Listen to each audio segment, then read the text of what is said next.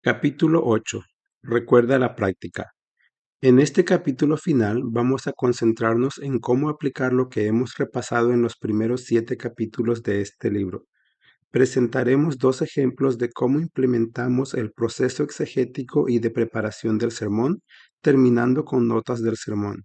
La meta de presentar estos 2 ejemplos es recordarte cómo poner en práctica lo que hemos repasado a lo largo de este libro. El capítulo está dividido en 2 secciones. En la primera sección vamos a ver el proceso de exégesis y preparación de sermones aplicado a un texto del Antiguo Testamento. En la segunda sección vamos a aplicar el proceso a un texto del Nuevo Testamento.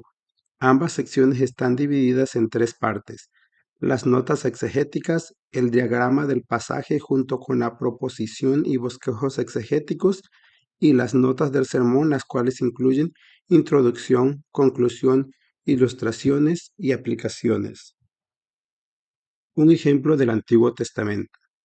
Nuestro ejemplo del Antiguo Testamento está basado en Génesis 22, 1 al 18. Notas exegéticas de Génesis 22, 1 al 18. El enfoque primordial de Génesis 22 es la prueba de Abraham. Esto es visto en 2 elementos primordiales. Primero, Génesis 22:1 funciona como un encabezado para los versículos 1 al 19.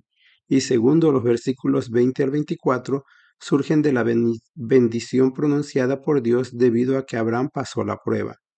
Con la prueba de Abraham como el enfoque primordial del capítulo, Génesis 22, 1 al 18, puede ser dividido en 2 partes: la preparación de la prueba y la aprobación de la prueba. Mientras que vemos la preparación de la prueba que Abraham enfrentó en los versículos 1 al 8, es importante hacer una observación que involucra el pasaje entero de los versículos 1 al 19 antes de entrar a los detalles de los primeros 9 versículos. Con respecto a la composición de los versículos 1 al 19, los críticos de fuentes lo ven como si hubieran sido escrita por 2 autores diferentes. El elogista es responsable de los versículos 1 al 14 y 19, y el yahwista, o un redactor que vino más tarde, es responsable por los versículos 15 al 18. Mientras que este argumento está basado en el uso del nombre Elohim, los versículos 15 al 18 son vistos como si poseyeran un estilo literario diferente y considerados como algo secundario. Pero hay 3 líneas de argumento que rechazan la propuesta hecha por los críticos de fuentes. En primer lugar, el nombre de Yahweh aparece en los versículos 1, 14 2 veces, un segmento que supuestamente fue escrito por el elogista. Los críticos de fuentes intentan superar esta dificultad al atribuirle estas palabras a un redactor que apareció tiempo después. El problema con esta explicación es que el lugar en el versículo 14 en donde se usa el nombre de Yahweh es crucial para los versículos 1 al 14. En segundo lugar, los versículos 15 al 18 explican el propósito de la prueba, el cual es una reafirmación hecha a Abraham desde Génesis 12 del 1 al 3. Por lo tanto, los versículos 2 y 15 al 18 apuntan al mismo autor que tiene el 12, 1 al 3 en mente. En tercer lugar, la evidencia de las repeticiones a lo largo de los versículos 1 al 19 muestra el diseño de un autor. Al concentrarnos en los detalles de los versículos 1 al 8, el versículo 1 comienza con la frase "aconteció después de estas cosas", apuntando en general a los acontecimientos en el capítulo 21. Después del nacimiento de Isaac, la expulsión de Agar e Ismael y el tratado con Abimelech, aparentemente varios años han pasado para que Isaac, el niño, se vuelva un muchacho, lo suficientemente fuerte como para cargar leña. Han pasado varios años desde que terminó la fricción entre Sara, Agar e Ismael. El hijo amado y esperado de la promesa ahora es un joven. Abraham disfruta de una relación de armonía con hombres como Abimelech. En otras palabras, este era un tiempo en la vida de Abraham en el que estaba disfrutando de paz en casa, pero ahora Dios repentinamente tronó desde el cielo. Fue en ese momento en el que probó Dios a Abraham. La palabra de Dios en el versículo 1 es presentada en el mismo sentido que en los versículos 3 y 9 de manera literal. como el Dios. Esta podría ser la manera en la que el escritor muestra que a pesar de una petición tan sorprendente, no fue la mente de Abraham, sino que Dios fue el que estaba hablándole al patriarca. El término probó también es usado en la relación a Dios probando a su pueblo en Éxodo 16:4, Éxodo 20:20 y también del pecado que su pueblo debe evitar al no probar a Dios. Éxodos 17:2 y 7, Números 14:22, Deuteronomio 6:16, Salmos 106:15 y 16. La prueba tenía que ver con Isaac, como el versículo 2 lo señala. Toma ahora tu hijo, tu único. La partícula hebrea traducida ahora no solo podría ser traducida de esta manera, sino también por favor o te ruego, implicando que Dios estaba consciente de la severidad de la prueba que le está poniendo a Abraham. Dios se refiere a Isaac de tres maneras: tu hijo, tu único, a quien amas, los tres objetos directos del imperativo mediante los cuales Dios se refiere a Isaac en el versículo 2 incrementan la intensidad de la prueba conforme la descripción progresa de lo distante a lo íntimo.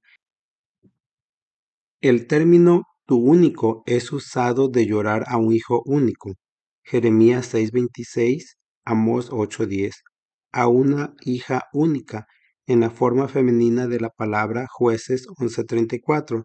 De esta manera, mientras que Ismael también era el hijo de Abraham, únicamente Isaac es el heredero mediante quien el pacto sería cumplido. Génesis 17, 16 y 21. El Señor continúa refiriéndose a Isaac, pero ahora usa una frase que apunta a cuánto Abraham valora y estima a Isaac, lo cual hace que la prueba sea inmensamente severa. A quien amas. Esto no significa que Abraham no amaba a Ismael, sino que más bien enfatiza la posesión preciada que Isaac era a los ojos de su padre. Dios manda a Abraham a tomar a Isaac e ir a tierra de Moria y ofrecerlo allí en holocausto sobre uno de los montes que yo te diré. El término Moria en referencia a un monte aparece en Segunda de Crónicas 3:1, como el lugar donde el templo de Salomón sería construido más adelante. Esta asociación ha causado que la tradición judía vea el monte del templo como el lugar donde Abraham ofreció a Isaac, pero debemos señalar que Génesis 22 únicamente se refiere a una cordillera montañosa llamada Moria, lo cual permite que tanto Génesis como el cronista describan los lugares de manera precisa. Así es como resolvemos los problemas de identificar a Moria Génesis 22 con el lugar del templo y el viaje de 3 días, el cual parece estar demasiado lejos desde Beerseba, junto con la ausencia de la mención por parte del cronista de Génesis 22. Abraham debía ir a la tierra de Moria y ofrecer a Isaac en holocausto, según el verso 12. Este era un animal sacrificado que era consumido de manera total, como en Génesis 8:21 y Levíticos 1:9. De esta manera, el Señor le pidió a Abraham que matara y quemara completamente a Isaac como un acto de obediencia a él.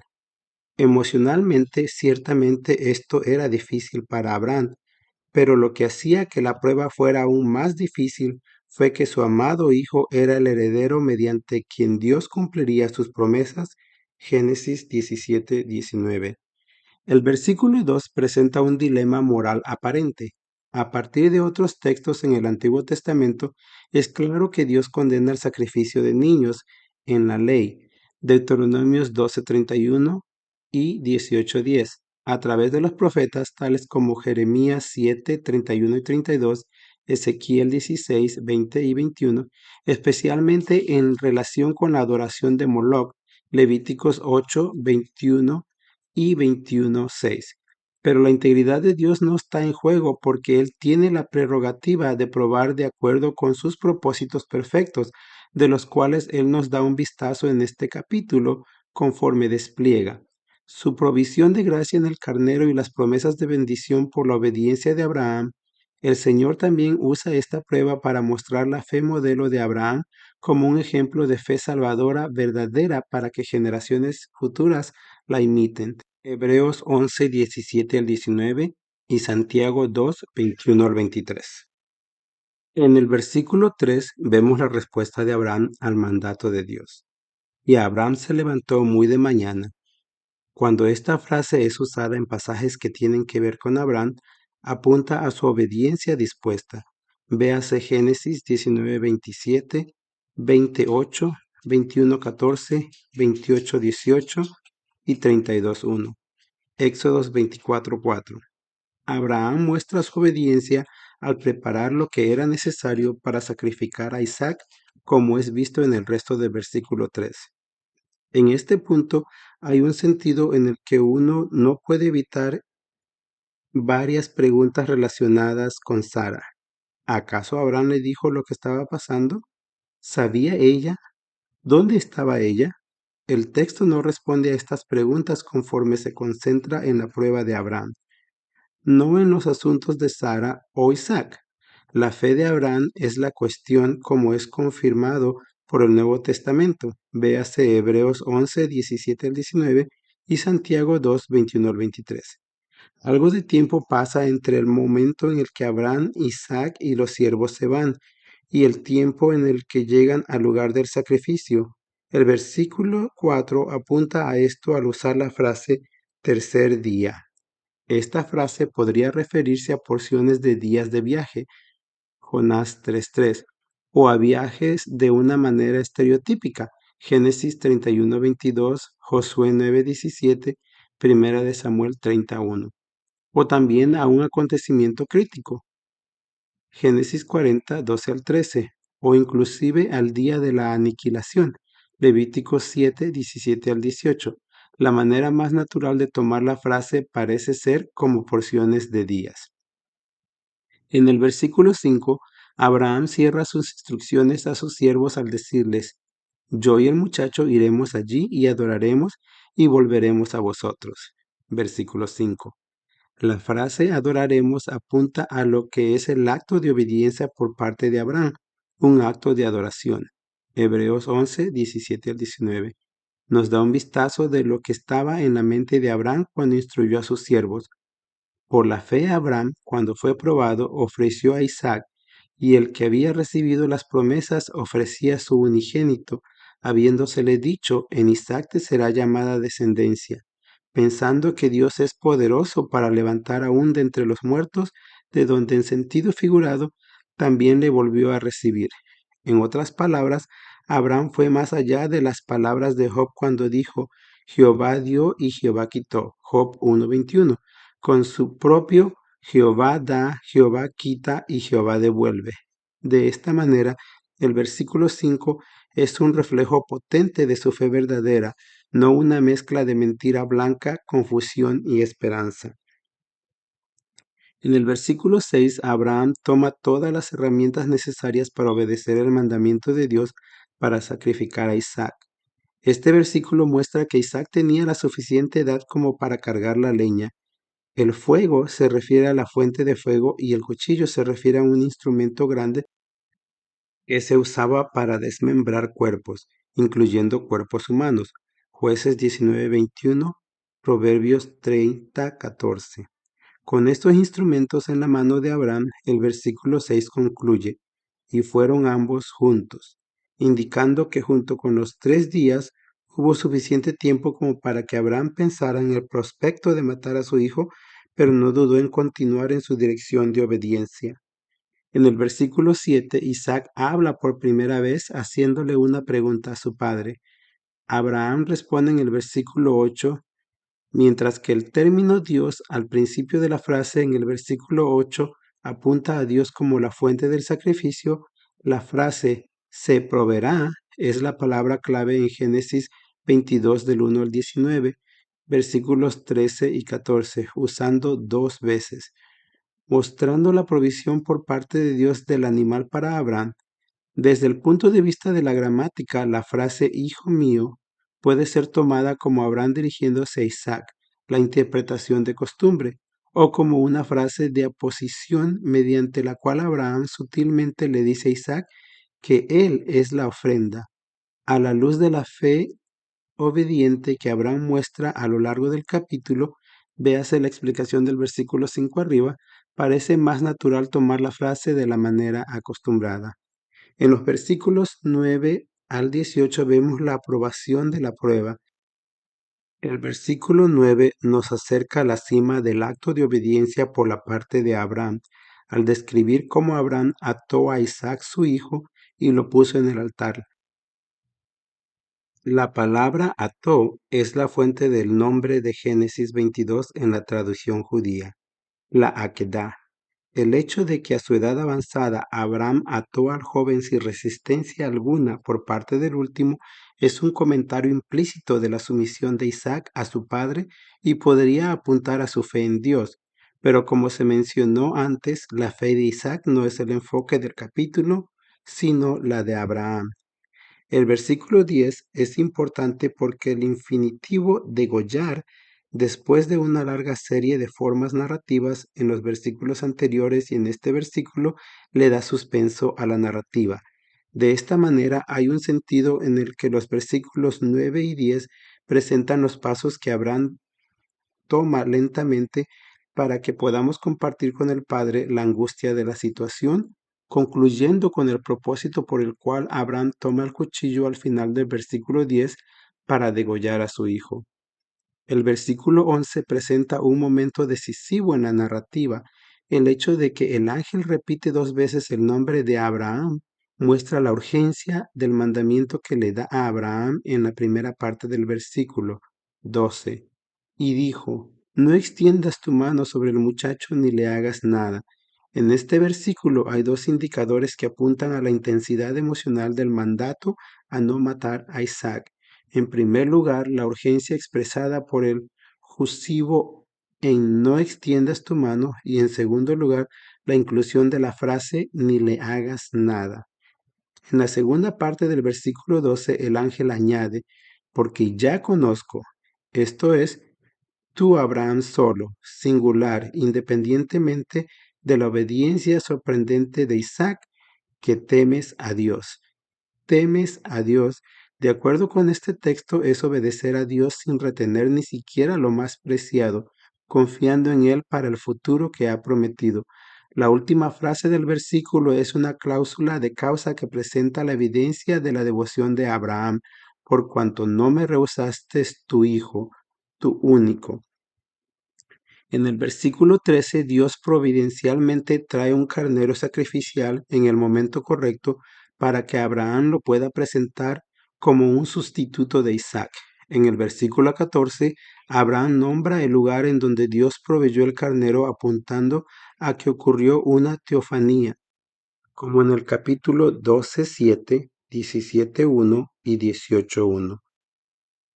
Tal como Hamilton correctamente lo señala, algo que es mucho más significativo que la teofanía es que, de manera apropiada, Abraham nombra este lugar Yahweh Jireh. Yahweh ve o provee. Él no llama a este lugar Abraham Shama. Abraham obedeció. El nombre no llama la atención al papel de Abraham en la historia.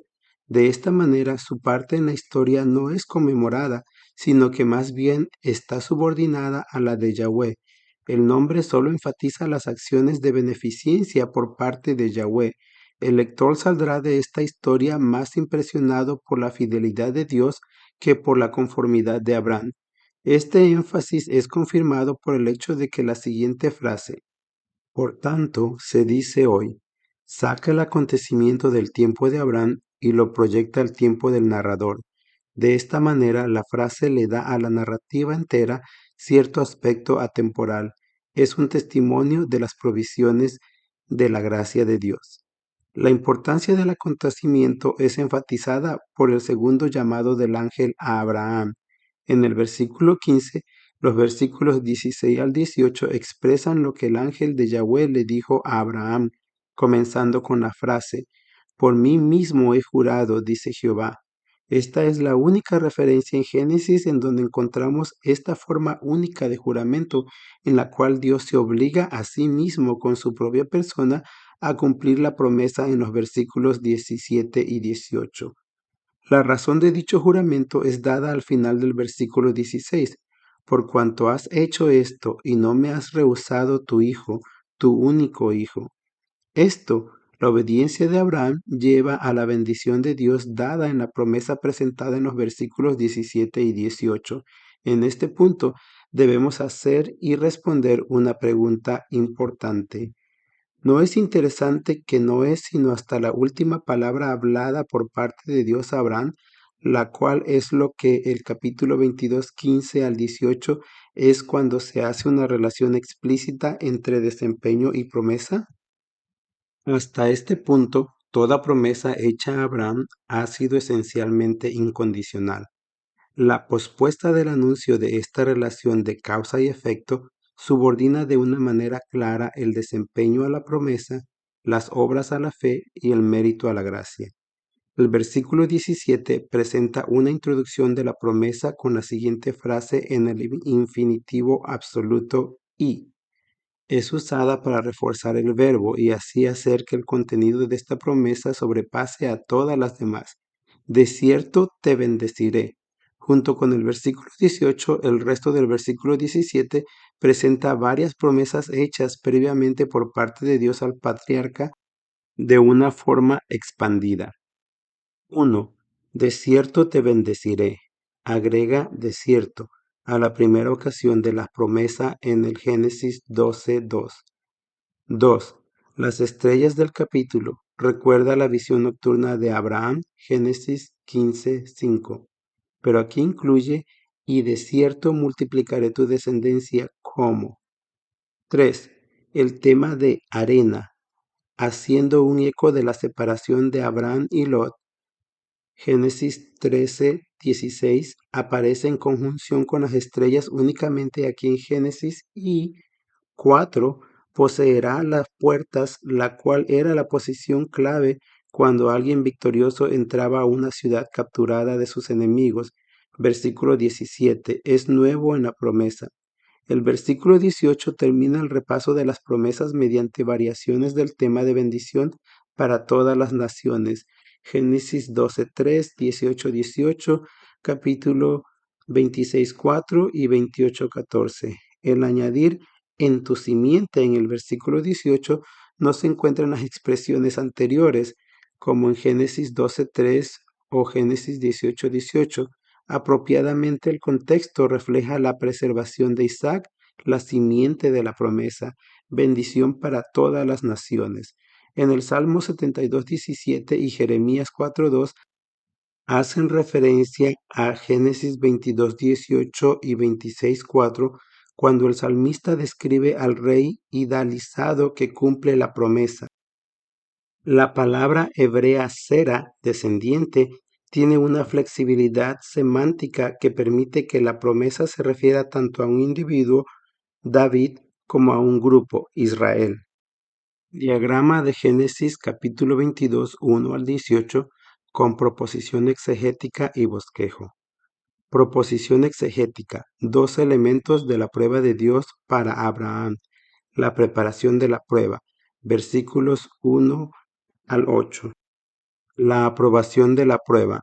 Versículos 9 al 18. Notas del sermón de Génesis 22, 1 al 18. El título de este sermón es Enfrentando pruebas de fe. Introducción. Génesis 22:1 dice: Aconteció después de estas cosas que probó Dios a Abraham y le dijo: Abraham. Y él respondió: heme aquí.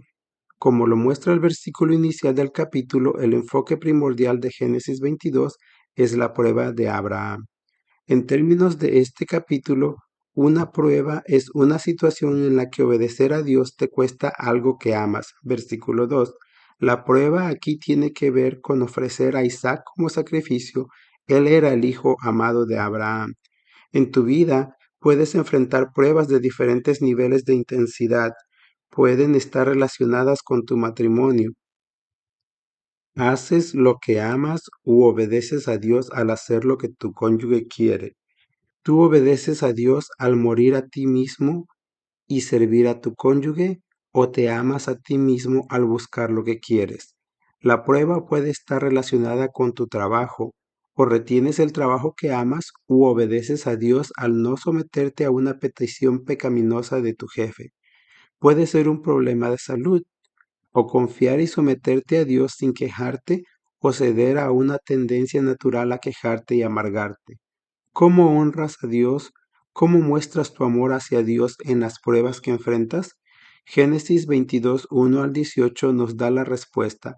Leamos juntos este pasaje tan rico. Proposición. Vamos a ver dos elementos de la prueba de Abraham que te muestran cómo honrar a Dios en las pruebas que enfrentas.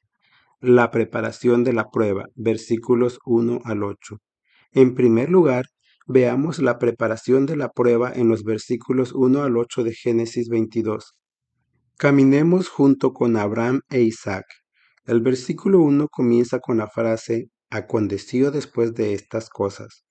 Esto apunta en general a los acontecimientos en el capítulo 21, después del nacimiento de Isaac, la expulsión de Agar e Ismael y el tratado con Abimelech. Aparentemente varios años han pasado para que Isaac, el niño, capítulo 21:8, se vuelva un muchacho, capítulo 22:5, quien tiene la suficiente fuerza como para cargar leña, capítulo 22:6. Han pasado varios años desde que la fricción entre Sara y Agar e Ismael terminó. El hijo amado y esperado de la promesa ahora es un joven. Abraham disfruta de una relación de armonía con hombres como Abimelech. En otras palabras, en la vida de Abraham era un tiempo de comodidad. Fue en ese tiempo cuando probó Dios a Abraham y le dijo a Abraham, y él respondió, heme aquí. Capítulos 22, 1. Aplicación. Sucede también en tu vida, ¿verdad? Todo está bien y de pronto, quizás en el momento en el que menos lo esperas, Dios te prueba. Santiago 1:2. Dios ahora procede a presentarle el mandato que muestra la naturaleza de la prueba en el versículo 2. Y dijo, toma ahora. La palabra ahora podría ser traducida por favor o te ruego, implicando que Dios está consciente de la severidad de la prueba que le está presentando a Abraham.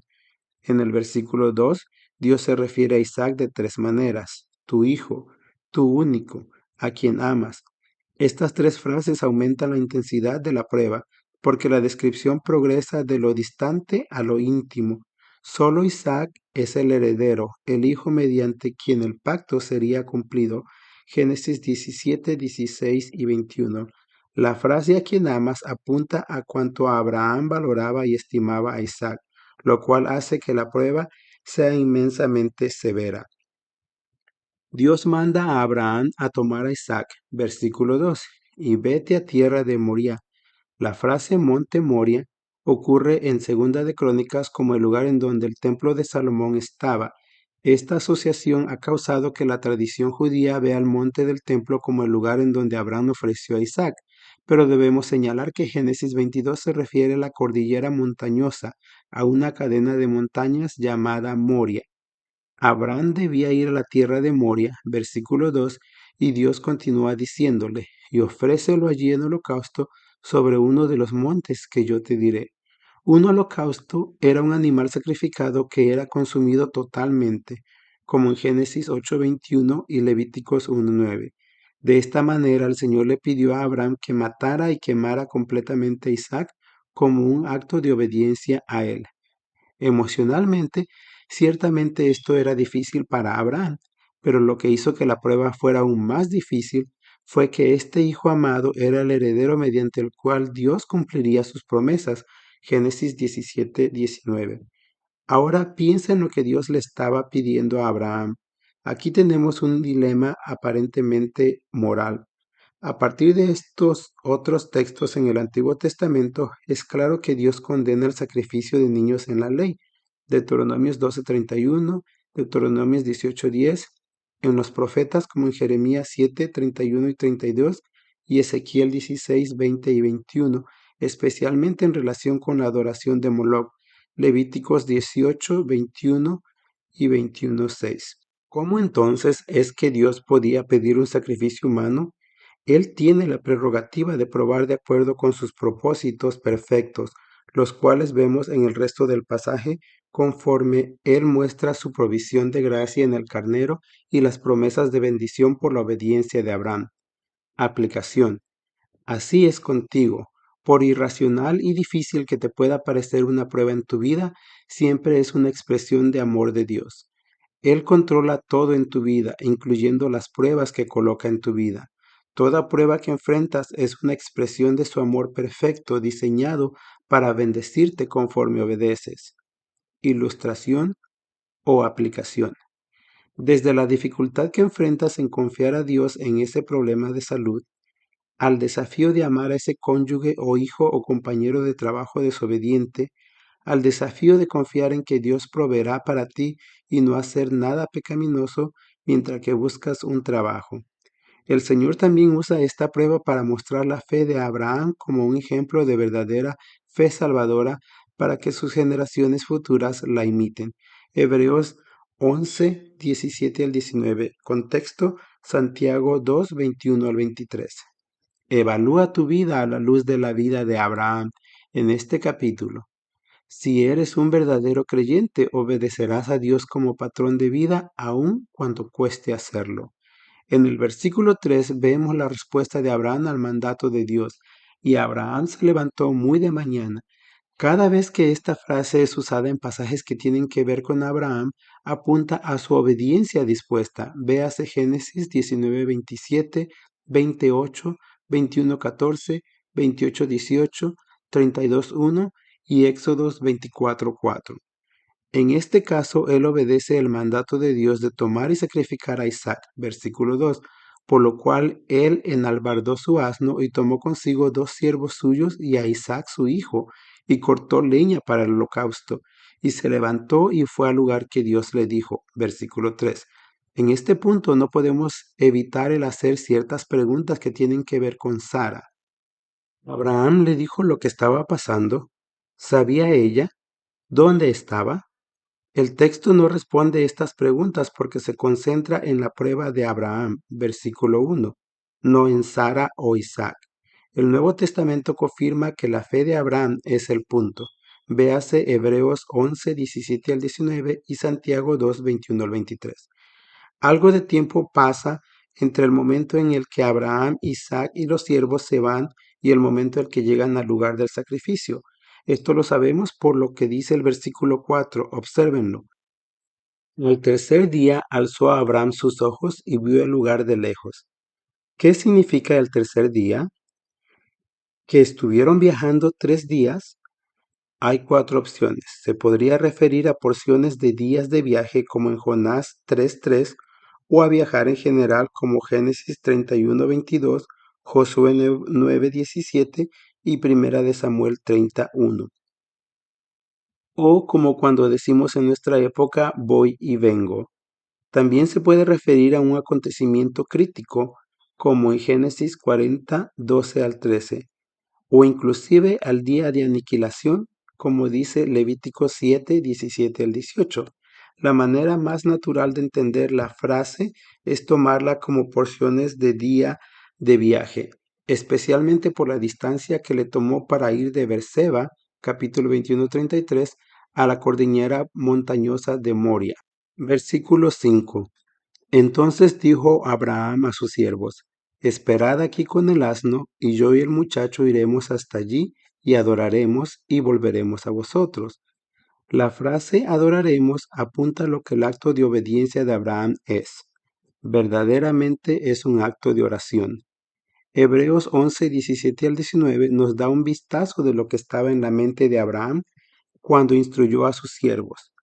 Por la fe Abraham, cuando fue probado, ofreció a Isaac, y el que había recibido las promesas ofrecía a su unigénito, habiéndosele dicho: en Isaac te será llamada descendencia, pensando que Dios es poderoso para levantar aún de entre los muertos, de en donde en sentido figurado también le volvió a recibir.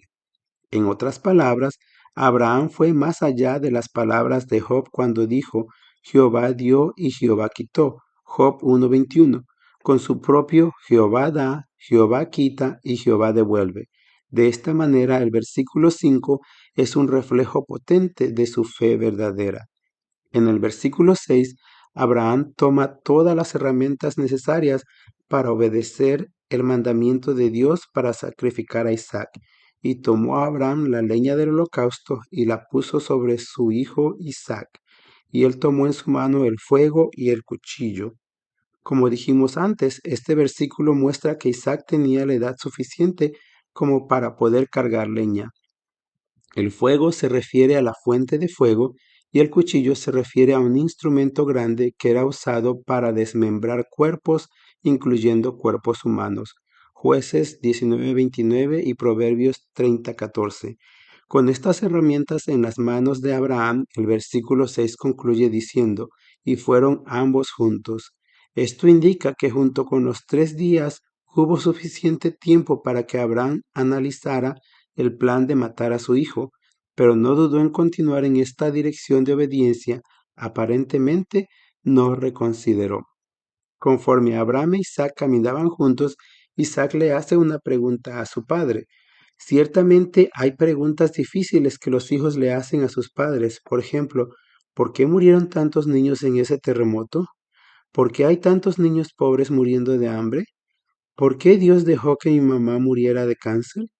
Pero aquí en el versículo 7 encontramos lo que probablemente es la pregunta más difícil que un padre jamás ha escuchado. Entonces habló Isaac a Abraham, su padre, y dijo, Padre mío. Y él respondió, heme aquí, mi hijo. Y él dijo, he aquí el fuego y la leña, mas ¿dónde está el cordero para el holocausto? ¿Qué le habrías dicho a Isaac? ¿Dios me mandó matarte y cremarte? Si le hubiera dicho eso, Isaac probablemente hubiera huido o se hubiera paralizado de temor. No sabemos. Pero la respuesta de Abraham a una pregunta tan difícil no solo muestra sabiduría, sino una confianza profunda en Dios, como lo vimos en el versículo 5, versículo 8, y respondió Abraham, Dios se proveerá de cordero para el holocausto, hijo mío. La frase se proveerá se traduce de una mejor manera. Verá para sí mismo. En hebreo es una sola palabra. Esta es la palabra clave de Génesis 22, 1 al 19. Ver versículos 13 y 14, donde se usa 2 veces, mostrando la provisión de Dios del animal para Abraham. Aparentemente, Isaac quedó satisfecho con la respuesta. Al final del versículo 8, e iban juntos. No sabemos lo que estaba pensando. Esto podría indicar su confianza en su Padre y en Dios. La aprobación de la prueba. Versículos 9 al 18. Ahora que Abraham se ha preparado para la prueba en los versículos 1 al 8, veremos el segundo elemento de la prueba de Abraham que te muestra cómo honrar a Dios en las pruebas que enfrentas. Los versículos 9 al 18 presentan la aprobación de la prueba. El versículo 9 nos acerca a la culminación del acto de obediencia con las siguientes palabras. Y cuando llegaron al lugar que Dios le había dicho, la implicación de la frase es que Dios le dijo exactamente dónde quería que Abraham sacrificara a Isaac. Una vez que está en el lugar que Dios le señaló, versículo 9, edificó allí a Abraham un altar y compuso la leña y ató a Isaac su hijo y lo puso en el altar sobre la leña. El hecho de que Abraham, a su edad avanzada, aquí tiene más de 100 años. Génesis 21:5. Ató al joven sin resistencia alguna. Es un comentario implícito de la sumisión de Isaac a su padre y podría apuntar a la fe de Isaac en Dios. Pero como lo explicamos hace un momento, la fe de Isaac no es el enfoque del capítulo, sino la de Abraham. Aunque Abraham no ha mostrado vacilación en su preparación para su acto de obediencia, todavía no ha hecho lo que Dios le pidió, matar y quemar completamente a Isaac como una expresión de adoración a Dios. Ver versículos 2 y 5. Con todo listo para la prueba de obediencia por parte de Abraham, observa lo que sucede en el versículo 10. Este versículo presenta el momento culminante para el que los versículos 1 al 9 nos han estado preparando. Versículo 10. Y extendió Abraham su mano y tomó el cuchillo para degollar a su hijo. La manera en la que los versículos 9 y 10 presentan los pasos que Abraham toma hasta llegar a tomar el cuchillo para degollar a su hijo en el versículo 10 nos llevan a un momento de suspenso.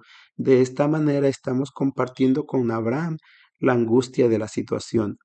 A partir del versículo 10 es claro que Abraham está planeando cumplir con el mandato de Dios del versículo 2. Ahora el versículo 11 presenta un momento decisivo en la narrativa. Entonces el ángel de Jehová le dio voces desde el cielo y dijo: Abraham, Abraham. Y él respondió: heme aquí. El hecho de que el ángel repite el nombre de Abraham dos veces muestra la urgencia del mandato que él le da a Abraham en la primera parte del versículo 12. Y dijo: no extiendas tu mano sobre el muchacho ni le hagas nada. En la segunda parte del versículo 12, el ángel añade: porque ya conozco que temes. Esto eres tú, Abraham, singular. Independientemente de la obediencia ejemplar de Isaac, temes a Dios. Temer a Dios de acuerdo con este contexto es obedecer a Dios sin retener ni siquiera lo que consideramos más preciado. La última frase del versículo es una frase que presenta la evidencia de la devoción de Abraham. Por cuanto no me rehusaste tu hijo, tu único. Una vez que Dios detiene a Abraham de matar a Isaac, Dios dice que Abraham pasó la prueba. Versículo 13. Entonces alzó a Abraham sus ojos y miró, y he aquí a sus espaldas un carnero trabado en un zarzal por sus cuernos. Y fue a Abraham y tomó el carnero y lo ofreció en holocausto en lugar de su hijo. Dios ahora trae un carnero sacrificial de manera providencial en el momento correcto para que Abraham lo pueda presentar como un sustituto de Isaac. He aquí vemos una prueba del beneficio de la muerte sustitutiva. Aplicación. El Nuevo Testamento presenta el beneficio completo que recibimos como creyentes debido a que Cristo murió en nuestro lugar, 2 Corintios 5:21. Así como Dios proveyó un carnero para que Abraham pudiera ofrecerlo a Dios en lugar de Isaac, así también Dios proveyó a Cristo para ofrecerlo en nuestro lugar. Nuestro Señor Jesucristo tomó el castigo que merecíamos. Él murió en nuestro lugar como el sustituto perfecto. El versículo 14 continúa: y llamó a Abraham el nombre de aquel lugar Jehová proveerá. Por tanto se dice hoy: en el monte de Jehová será provisto. En el versículo 14, Abraham nombró el lugar en donde Dios proveyó el carnero, apuntando a que ocurrió una teofanía, como en el capítulo 12:7, 17:1 y 18:1. Pero algo mucho más importante que la teofanía es que, como el comentarista Hamilton lo señala, de manera apropiada Abraham nombra este lugar Yahweh Jireh, Yahweh ve o provee. Él no llama a este lugar Abraham Shama, Abraham obedeció. El nombre no llama la atención al papel de Abraham en la historia. De esta manera, su parte en la historia no es conmemorada, sino que más bien está subordinada a la de Yahweh. El nombre solo enfatiza las acciones de la beneficencia por parte de Yahweh. El lector saldrá de esta historia más impresionado por la fidelidad de Dios que por la conformidad de Abraham. Este énfasis es confirmado por el hecho de que la siguiente frase: por tanto se dice hoy, saca el acontecimiento del tiempo de Abraham y lo proyecta al tiempo del narrador. De esta manera, la frase le da a la narrativa entera cierto aspecto atemporal. Es un testimonio de las provisiones de gracia de Dios. Así es tu vida. Primera de Corintios 10:13. En toda prueba que enfrentas, Dios proveerá la gracia que necesitas para responder en obediencia, y de esta manera disfrutarás de su bendición por obedecer. La importancia del acontecimiento es enfatizada por el segundo llamado del ángel a Abraham en el versículo 15. Y llamó el ángel de Jehová a Abraham por segunda vez, diciendo desde el cielo. Los versículos 16 y 18 presentan lo que el ángel de Jehová le dijo a Abraham, comenzando la frase del versículo 16, y dijo: por mí mismo he jurado, dice Jehová. Esta es la única referencia en Génesis en donde encontramos esta forma única de juramento en la que Dios se obliga a sí mismo con su propia persona a cumplir la promesa de los versículos 17 y 18. La razón de dicho juramento es dada al final del versículo 16. que por cuanto has hecho esto y no me has rehusado tu hijo, tu único hijo, esta es la obediencia de Abraham, lleva a la bendición que Dios da en la promesa que vemos en los versículos 17 y 18. De cierto te bendeciré y te multiplicaré, tu descendencia como las estrellas del cielo y como la arena que está a la orilla de la mar. Y tu descendencia poseerá las puertas de sus enemigos. En tu simiente serán benditas todas las naciones de la tierra, por cuanto obedeciste mi voz. Una vez más, el final del versículo 18 subraya que la obediencia de Abraham en este capítulo ha llevado a Dios a pronunciar una promesa tan magnánima. Junto con el versículo 18, el resto del versículo 17 presenta varias promesas que Dios ya le había hecho al patriarca, pero aquí de una manera expandida. Ver capítulo 12:2, 15:5, 13:16 y 18:18. Conclusión y aplicación. Observa que lo que parecía ser una prueba irracional, cruel, fue una expresión del amor de Dios diseñada para bendecir a Abraham el adorador. Aplicación. Así es tu vida. Dios traerá pruebas a tu vida. Santiago 1:2. Y en ocasiones pueden parecer irracionales y hasta crueles, pero Dios te dará la gracia que necesitas para obedecerlo en la prueba. Primera de Corintios 10:13. Y Dios usará estas pruebas para bendecirte espiritualmente conforme eres obediente. Primera de Pedro 5:10. Un ejemplo del Nuevo Testamento. Nuestro ejemplo del Nuevo Testamento está basado en Mateo 10:28 al 31. Notas exegéticas de Mateo 10:28 al 31. El contexto de Mateo 10:28 al 31 es el siguiente. Primero, Jesús le dice a sus discípulos que no teman a aquellos que lo llaman a él y a ellos Belcebú, capítulo 10:25, porque la verdad saldrá a la luz, versículo 26. En segundo lugar, les dice que no teman a los que pueden matar el cuerpo, porque no pueden matar el alma, versículo 28. En tercer lugar, les dice que no teman porque valen más que muchos pájaros, ninguno de los cuales cae en tierra sin la voluntad del Padre. Ver versículos 29 al 31. Las primeras dos prohibiciones llevan a mandatos positivos: proclamar la enseñanza de Jesús públicamente, versículo 27, y temer a Dios, quien puede destruir el alma y el cuerpo en Gehenna, versículo 28. La tercera provisión lleva a una afirmación positiva acerca de que Jesús confiesa a aquellos que lo confiesan y de negar a aquellos que lo niegan. Ver versículos 32 y 33. Conforme consideramos el lugar de Mateo 10:28 al 31 en el contexto del discurso, es importante señalar que el texto está rodeado por todos lados por mandatos difíciles y profecías amenazadores. Nuestro evangelista quiere colocarlas en perspectiva al ofrecer aliento. Capítulo, la función de 6:25 al 34 y 7:7 al 11. A pesar del rechazo, la persecución e inclusive el prospecto de muerte, el verdadero seguidor de Jesús sabrá que no necesita temer. Dios es el Señor soberano y lo que enfrenta a Él, que es de Dios, de alguna manera debe estar dentro de su voluntad. El camino del discipulado puede parecer un laberinto poderoso, pero no está sin plan. Más allá de esto, la vida terrenal no es lo que importa en últimas. Las cosas de la eternidad son las que cuentan. ¿Qué aprovechará el hombre si ganara todo el mundo, pero pierde su alma?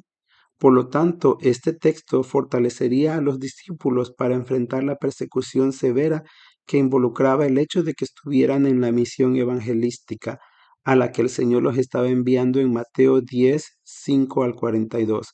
A la luz de estos comentarios y los imperativos, los versículos 28 al 31 pueden ser divididos en dos secciones principales.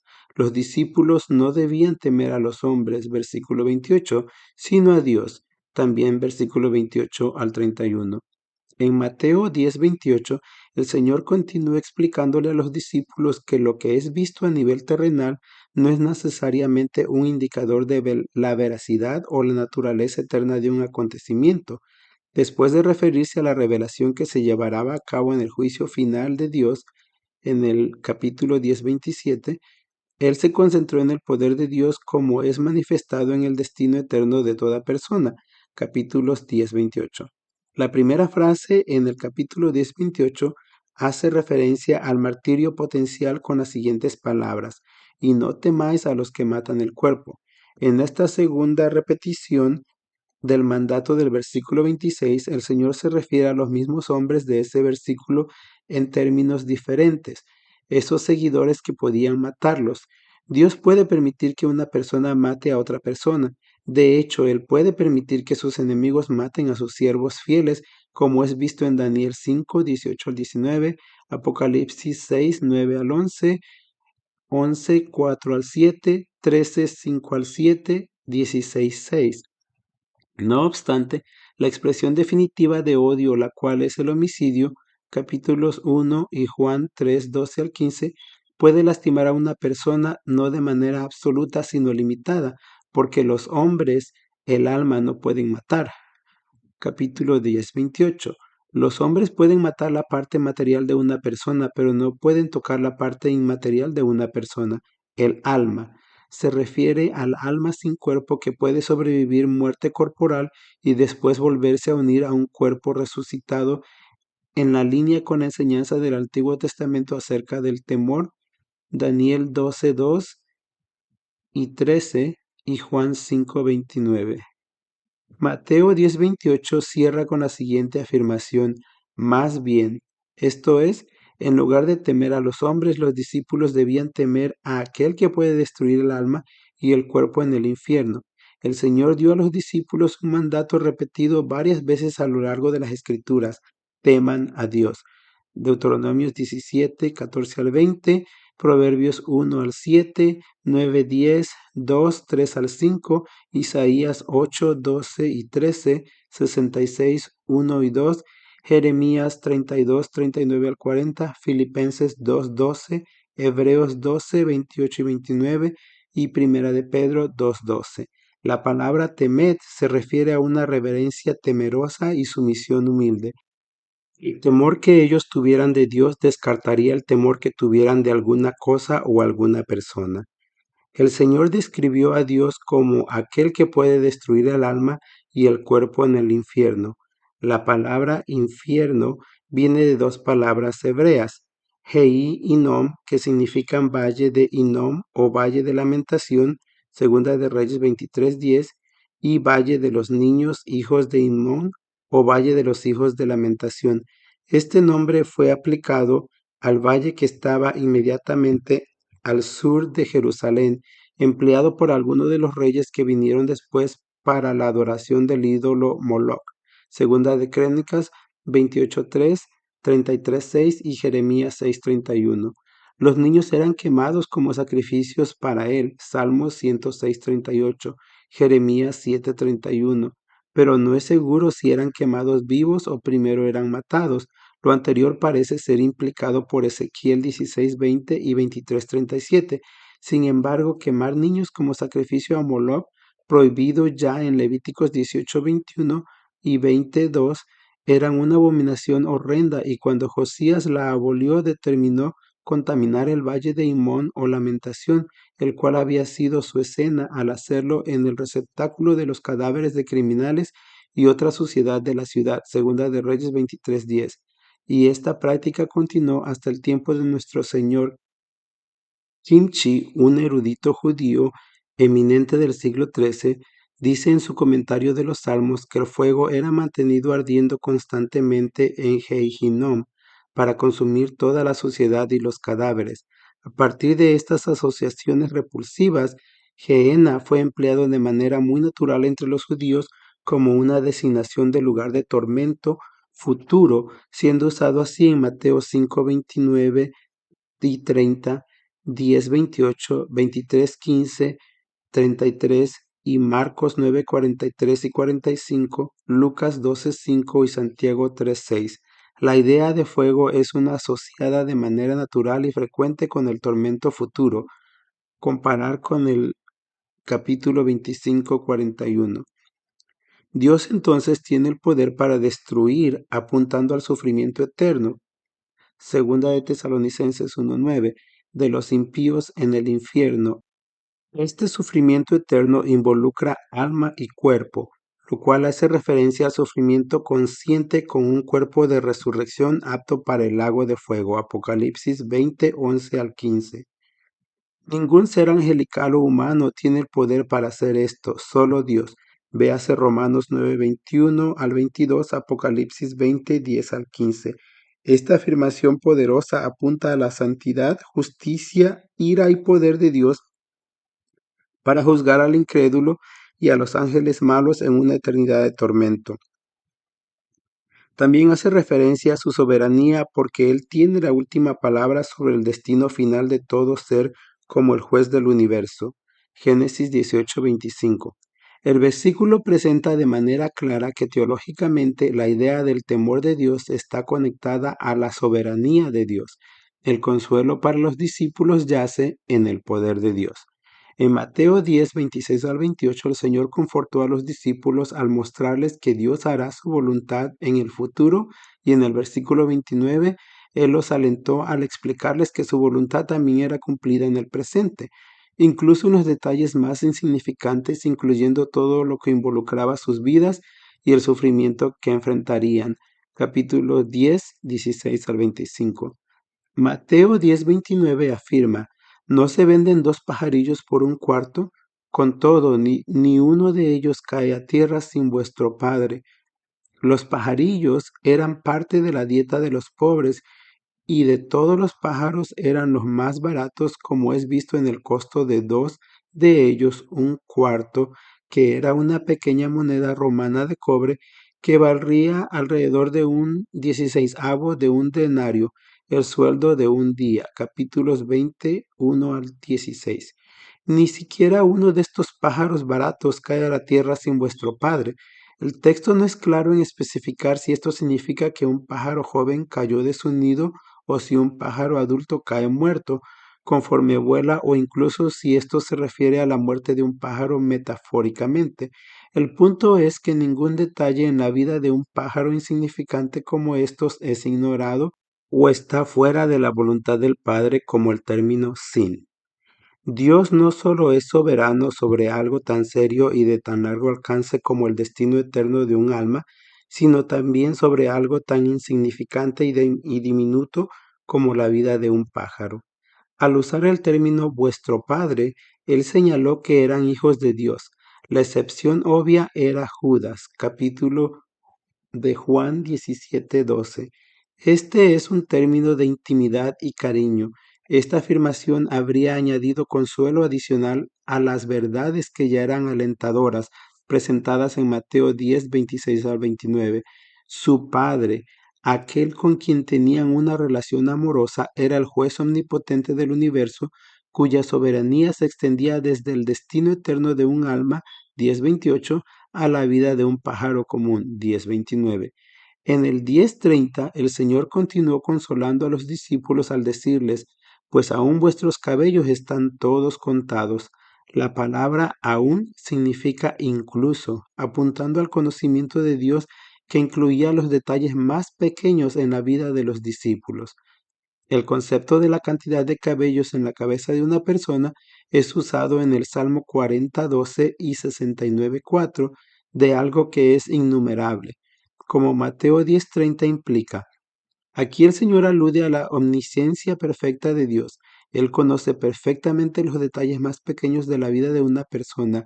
Salmo 139, 1 al 6. Incluso el número de cabellos en la cabeza de una persona, como en Job 38:37. Hay un contraste entre la omnisciencia de Dios y la ignorancia humana mediante el nombrar cosas que solo Dios puede contar. El efecto es consolación intelectual.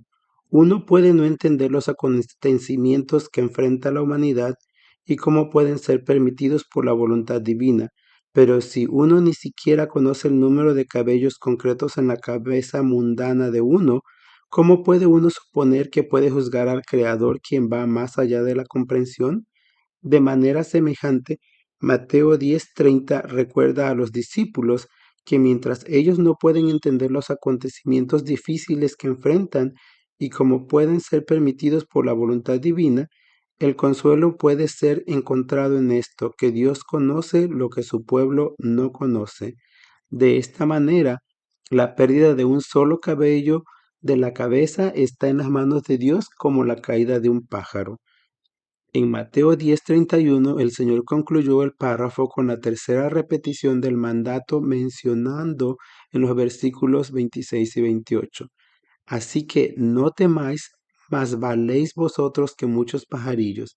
La idea es que si Dios controla los detalles de la vida de un ave insignificante, ¿cuánto más los de la vida de sus hijos? Por lo tanto, los discípulos no debían temer a los hombres. Versículo 28.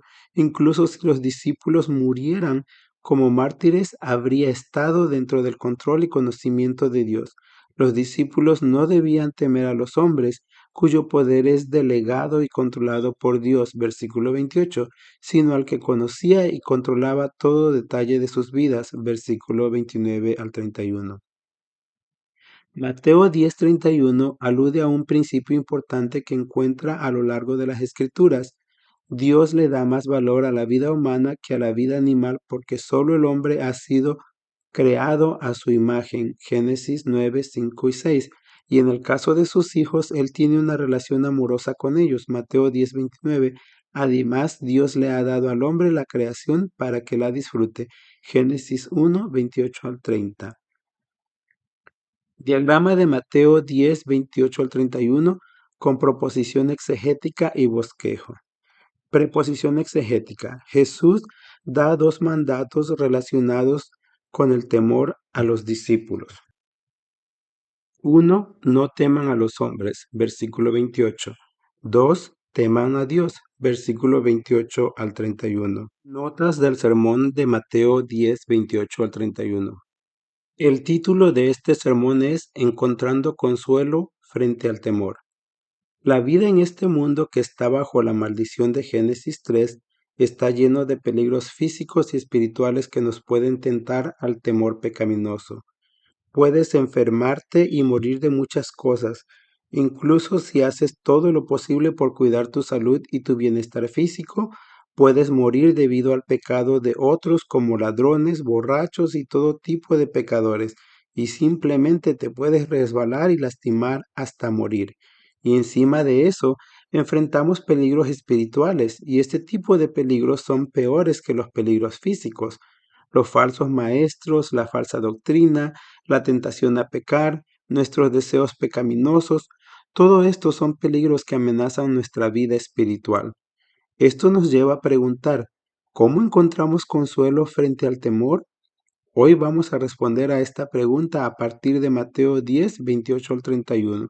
Leamos juntos este gran pasaje. Este texto es parte de las instrucciones que el Señor le dio a los 12 apóstoles en el capítulo 10, 5 al 42, conforme los preparó para su primera misión evangelística. Cuando ellos oyen estas palabras, están en Galilea durante el segundo año de su ministerio, 28 después de Cristo. Parte de esta preparación para evangelizar fue explicarles que sufrirían intensamente debido a la persecución y fortalecerlos para enfrentar dicho dolor. Proposición. Y así como ellos, Mateo 2, 28 al 31, el Señor te da los mandamientos relacionados al temor que te consuelan cuando enfrentas situaciones de temor. No temas al hombre. El primero es, no temas al hombre. Como veremos en la primera parte del versículo 28, nuestro Señor les dice, esto es lo que van a enfrentar en mano de sus perseguidores. Versículos 16 al 25. Pero no les tengan miedo. La primera frase en el capítulo 10:28 alude al hecho de que podrían morir como mártires con las siguientes palabras, y no temáis a los que matan al cuerpo. ¿Quiénes son aquellos que matan al cuerpo? Los mismos hombres que él describió de los versículos 16 al 26, aquellos que mostrarían su odio hacia los discípulos mediante persecuciones. La persecución podría alcanzar un punto de muerte.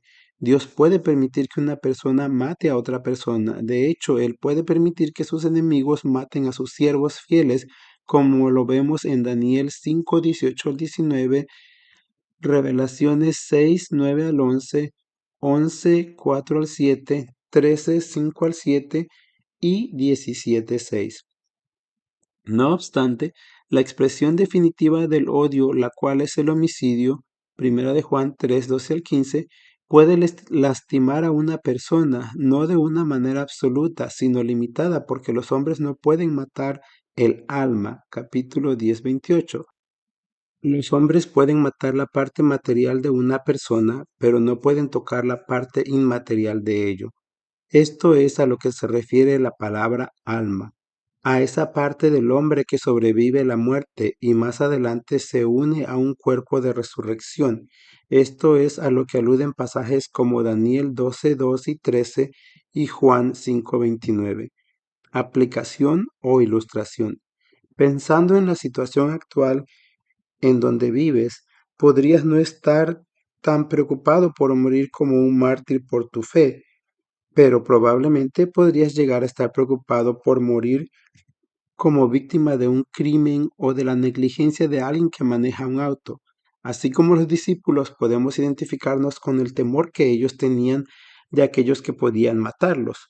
Cuando estás en tu auto, en el autobús o caminando por la calle, podrías ver una persona sospechosa o peligrosa. No debes temerles porque el daño que pueden causarte es limitado y conocido y controlado por Dios.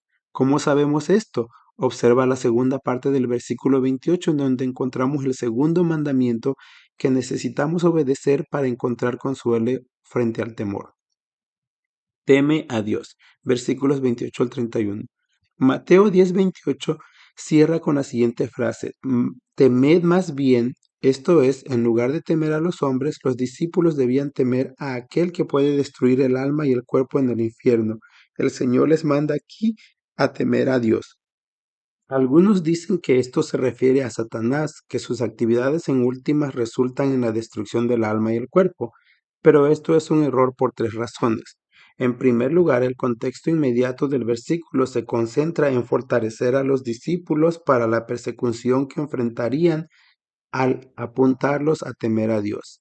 Él ejerce control, poder y conocimiento perfecto sobre todo en el universo, incluyendo la persecución que enfrentarían los discípulos. En segundo lugar, Santiago 4:12 va en contra de identificar al que debían temer como el diablo. En tercer lugar, la Biblia no incluye un mandato a temer al diablo. El Señor les da a los discípulos un mandato repetido varias veces a lo largo de las Escrituras: teman a Dios.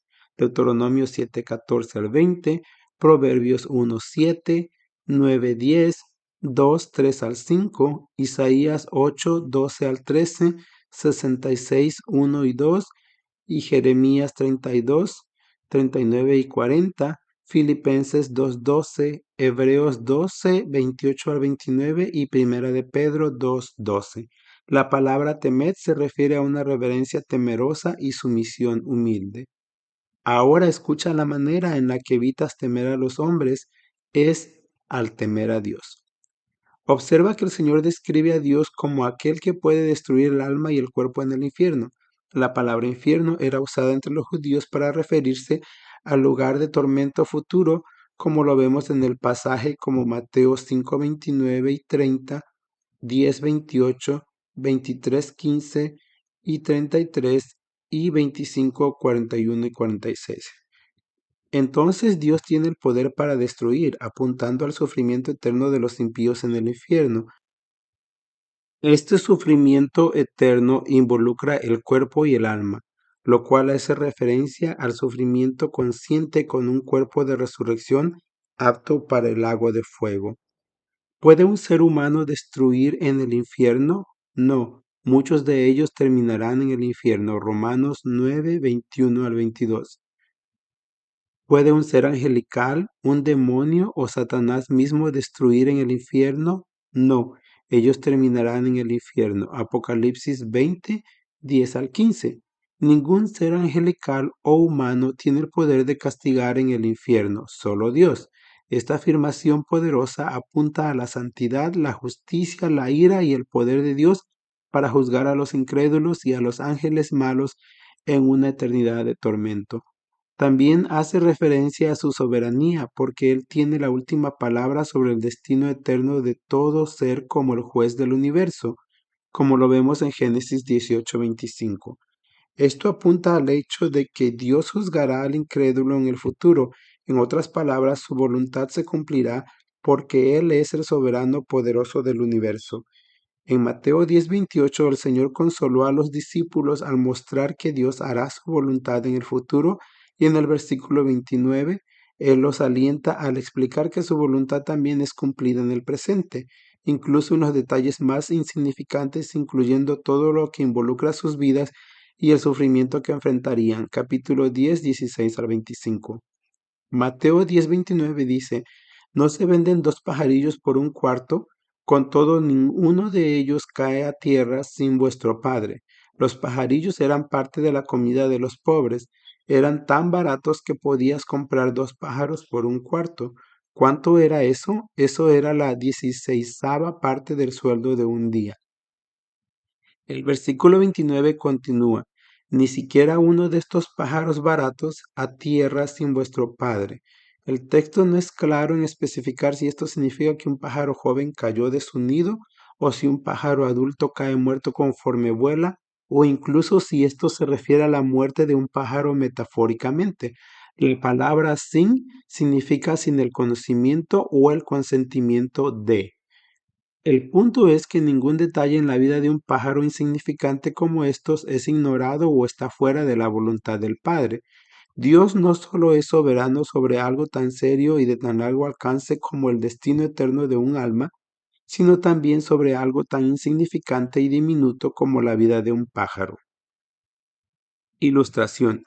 Hace años, nuestros hijos y yo encontramos un pájaro muerto en el pasto detrás de donde vivíamos. No sabíamos lo que le pasó a ese pájaro. No sabíamos cómo había muerto ese pájaro, pero según este texto, Dios sí sabe. Ese pájaro había muerto porque fue la voluntad de Dios que muriera. Y Dios sabe perfectamente cuándo ese pájaro nació y cómo y cuándo ese pájaro murió.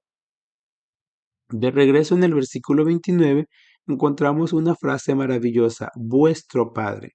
¿Por qué les recordó el Señor a los discípulos que el Padre de ellos era el que conocía y controlaba el destino de esos pájaros baratos? Porque eso les habría recordado que ellos eran hijos de Dios. La excepción obvia era Judas. Capítulo de Juan 17:12. Este es un término de intimidad y cariño. Esta afirmación habría añadido consuelo adicional a las verdades que ya eran alentadoras y que habían presentado en Mateo 10, 28 al 29. El Padre de ellos, aquel con quien tenían una relación amorosa, es el juez omnipotente del universo, cuya soberanía se extiende desde el destino eterno de un alma, en el versículo 28, hasta la vida de un pájaro común, en el versículo 29. Aplicación. Escucha, lo mismo es verdad contigo. Como hijo de Dios, tú disfrutas de una relación amorosa con el juez soberano del universo. En el 10:30 el Señor continúa consolando a los discípulos al decirles, pues aún vuestros cabellos están contados. La palabra aún significa incluso. ¿Por qué es esto importante? Porque apunta al conocimiento de Dios que incluía los detalles más pequeños en la vida de los discípulos. El concepto de la cantidad de cabellos en la cabeza de una persona es usado en el Salmo 40:12 y el 69:4 de algo que es incontable, como Mateo 10:30 implica. Aquí el Señor hace referencia a la omnisciencia perfecta de Dios. Él conoce perfectamente los detalles más pequeños de la vida de una persona, como lo presenta el Salmo 139, 1 al 6. Incluso los cabellos en la cabeza de una persona. Como un comentarista señala, en Job 38:37 tenemos un contraste entre la omnisciencia de Dios y la ignorancia humana mediante el nombrar cosas que solo Dios puede contar. El efecto es consolación intelectual. Uno puede no entender los acontecimientos que enfrenta la humanidad y cómo pueden ser permitidos por la voluntad divina, pero si uno ni siquiera conoce el número de cabellos concretos en la cabeza mundana de uno, ¿cómo puede uno suponer que puede juzgar al Creador, quien va más allá de la comprensión? De manera semejante, Mateo 10:30 recuerda a los discípulos que mientras que ellos no pueden entender los acontecimientos difíciles que enfrentan y cómo pueden ser permitidos por la voluntad divina, el consuelo puede ser encontrado en esto. Dios conoce lo que su pueblo no conoce. Escucha, Dios controla y conoce perfectamente cuando un ave cae y cuando uno de tus cabellos se cae. Qué consolador, particularmente para nosotros los pelones. Entre menos cabellos tengo, más consciente estoy de la soberanía de Dios. A la luz de este texto, mi calvicie es una gran lección teológica, como también para otros hermanos que comparten el mismo destino de mi cabello. Puedo agradecerle a Dios porque Él conoce y controla cuántos cabellos perdí hoy. En Mateo 10:31, el Señor concluye el párrafo con la tercera repetición del mandato mencionado en los versículos 26 y 28. Así que, no temáis, más valéis vosotros que muchos pajarillos. La idea es que si Dios controla los detalles de la vida de un pájaro insignificante, ¿cuánto más los de la vida de sus hijos? Por lo tanto, los discípulos no tenían que temer a los hombres, versículo 28. Incluso si los discípulos morían como mártires, habría estado dentro del control y conocimiento de Dios. Los discípulos no debían temer a los hombres, cuyo poder es delegado y controlado por Dios, versículo 28, sino al que conocía y controlaba todo detalle de sus vidas, versículos 29 al 31. Por cierto, Mateo 10:31 hace referencia a un principio importante que se encuentra por todas las escrituras. Dios le da más valor a la vida humana que a la vida animal, porque solo el hombre ha sido creado a su imagen, como dice Génesis 9:5 al 6. Y en el caso de sus hijos, Él tiene una relación amorosa con ellos, como dice Mateo 10:29. Además, Dios ha dado la creación al hombre para que la disfrute como lo vemos en Génesis 1:28 al 30. Como creyente tenemos la responsabilidad de temer a Dios. Filipenses 2:12, Hebreos 12:28 y 29 y Primera de Pedro 2:12. Este temor es el resultado de estudiar y someterse a las Escrituras, como lo vemos en Deuteronomios 4:10, 31, 12 y 13, como es reflejado en obediencia a Dios, Salmos 4:4, Proverbios 16:5. Solo al temer a Dios podemos agradarles. Salmo 147:11 y conocer el gozo verdadero. Salmo 112:1, incluso frente al dolor. Conclusión y aplicación. Mateo 10:28 al 31 es una gran fuente de aliento para los creyentes, particularmente cuando están enfrentando situaciones de temor.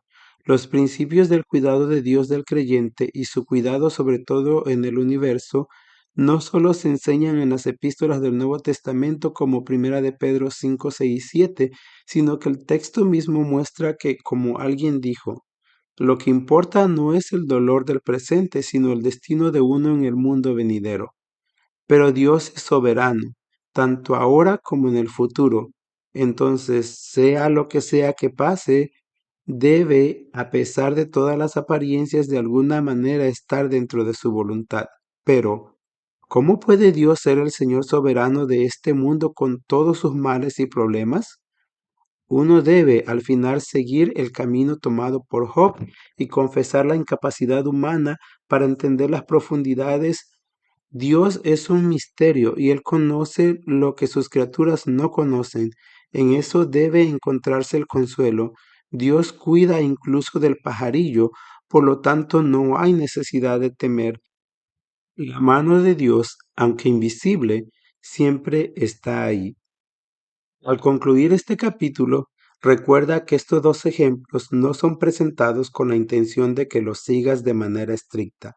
Nuestra meta en este capítulo ha sido alentarte y recordarte cómo puedes implementar lo que hemos aprendido y repasado a lo largo de este libro.